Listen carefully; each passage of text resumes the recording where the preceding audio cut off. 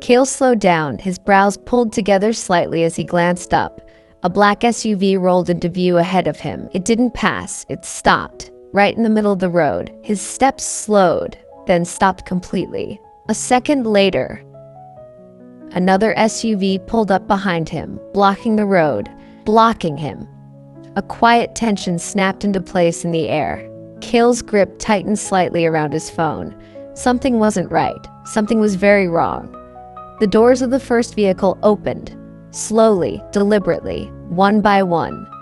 Men stepped out, dressed in black, faces partially covered, and in their hands, guns. Real guns, not hidden, not subtle, out in the open, pointed, ready. Kael's heartbeat shifted instantly, from steady to sharp to loud. So loud it almost drowned everything else out. One of the men stepped forward. Calm. Too calm. Like this wasn't new. Like this wasn't the first time he had done something like this. "Don't make this difficult," he said. His voice was steady, controlled. Kael swallowed hard, forcing his voice to stay even. "What do you want?" The man tilted his head slightly, then smiled. It wasn't a friendly smile. It wasn't reassuring. It was empty, cold. "You." The word landed heavier than anything else. Before Kael could react, a presence moved behind him. Fast, silent. Then, cold metal pressed firmly against his back. A gun. "Move." Kael's body went still for half a second. His mind raced. Run? Impossible.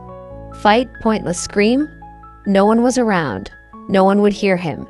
He clenched his jaw tightly, his breathing shallow now. Controlled. Forced.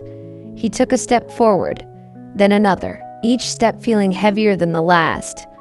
Each second stretching longer than it should. He was aware of everything. The sound of gravel under his shoes, the weight of the gun behind him, the eyes watching him from every direction. Then, a hand grabbed his shoulder. Hard. Pushed him forward. The SUV door was open. Waiting. He resisted for half a second, just half a second, and that was enough. Another man shoved him from the side. Rough. Violent. He lost his balance. Fell forward into the vehicle. His phone slipped from his hand. Dropped. Hit the ground. The screen cracked instantly. Still glowing, still open, still unfinished. "I don't know how to come back." The door slammed shut behind him. The sound echoed louder than it should have. Then, the engine roared. The vehicles moved, fast, aggressive, gone within seconds, leaving behind nothing except silence. That night, something felt wrong. Not obvious, not loud, but deep. Elaris felt it before she understood it.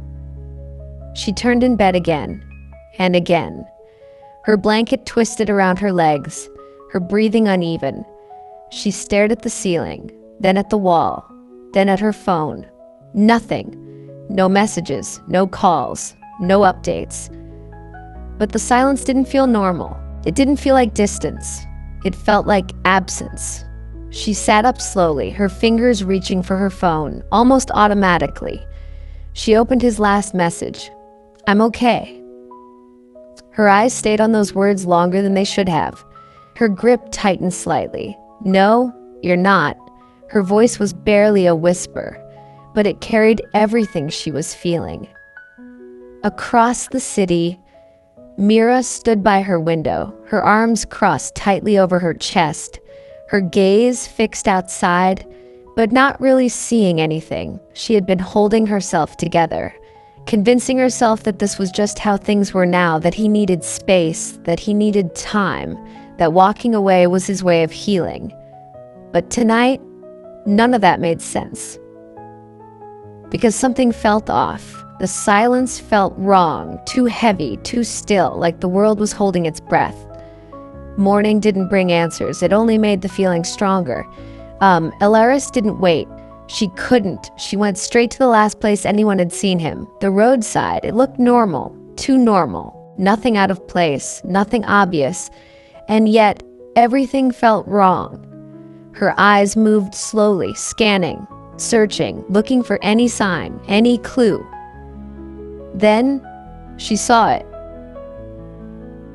Something on the ground. Her breath caught, her steps quickened, then she ran. She dropped to her knees beside it, her hands trembling as she picked it up. A phone, cracked, damaged, but still on. Her chest tightened, because she knew, before she even checked, before she even confirmed. She knew. It was his. The screen flickered faintly, still showing the last thing he had touched, still holding his last moment. Her breathing became uneven, her vision blurred slightly. He didn't leave. Her voice cracked. He didn't leave. The truth settled in slowly, then all at once. Cold, heavy, unavoidable. He was taken. She didn't think, didn't hesitate, didn't question it. She went straight to Mira. When the door opened, everything changed in a second. One look at her face, and Mira knew something was wrong. What happened? Elaris didn't speak immediately. She just held up the phone, her hand shaking. I found this. Mira took it slowly, her eyes narrowing as she looked at the cracked screen. Her jaw tightened, her expression hardened. This isn't him leaving. Elaris's voice broke. He's in danger. Mira looked at her, really looked at her, and for the first time, there was no tension, no rivalry, no past, just the same fear, the same realization. Then we find him. Hours passed, then more. They searched everywhere, called people, asked questions, followed every possible lead, but nothing led anywhere. No one saw anything. No one heard anything. It was like he had disappeared without a trace. And that silence, it didn't feel natural. It felt controlled, like someone had made sure there would be nothing left behind. By evening, they were exhausted, physically, emotionally, mentally. They sat in the same room, not speaking, not moving, just waiting, hoping for something. Anything. Then, Elaris's phone rang. Unknown number. Everything froze. The air shifted instantly. The tension thickened. It rang again and again. Elaris picked it up slowly, her hand shaking. Hello? There was silence. Then a voice. Cold, calm, controlled. We have him. Everything stopped. Elaris couldn't breathe. Mira's eyes widened instantly. How do I know he's okay? Her voice barely held together. There was a pause, then a sound, weak, strained. Elaris? Her heart shattered. Kael? Quiet, the voice snapped. And just like that, silence again. If you want him alive... The voice continued. You'll do exactly as we say. Elaris's grip tightened on the phone. How much? Her voice shook. The answer came without hesitation. 50 million. Silence. Heavy, crushing. Mira stared at her, shock written across her face. Elaris felt like the ground disappeared beneath her. We don't have that. The voice didn't change. Then you don't have him. Click. The line went dead. The silence that followed was worse than before. The phone slipped from her hand. Hit the floor. Elaris dropped with it, her body shaking uncontrollably. They're gonna kill him.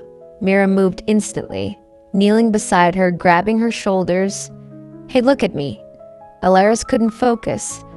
Her breathing was uneven, her chest tight. They're gonna kill him. No, Mira said firmly. They want money. That means he's alive. But even she wasn't fully convinced. Elaris shook her head, tears falling freely now.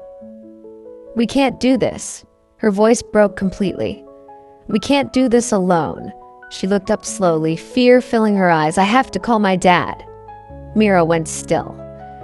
Because that changed everything. Are you sure?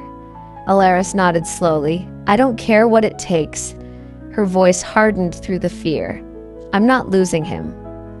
Far away, in a dark room, Kael sat tied to a chair, bruised, weak, barely holding on. He lifted his head slightly. Pain hit instantly, sharp, unforgiving. Voices echoed nearby. They'll pay. They have no choice. Kael closed his eyes slowly, through the pain, through the fear. Only two names stayed with him. Elaris, Mira. A weak breath escaped his lips. "Don't come." Because deep down, he knew if they tried to save him, they might not make it out. Back in the room, Elaris held her phone tightly, her hands still shaking, but her eyes had changed. Fear was still there, but something else had taken its place. Determination.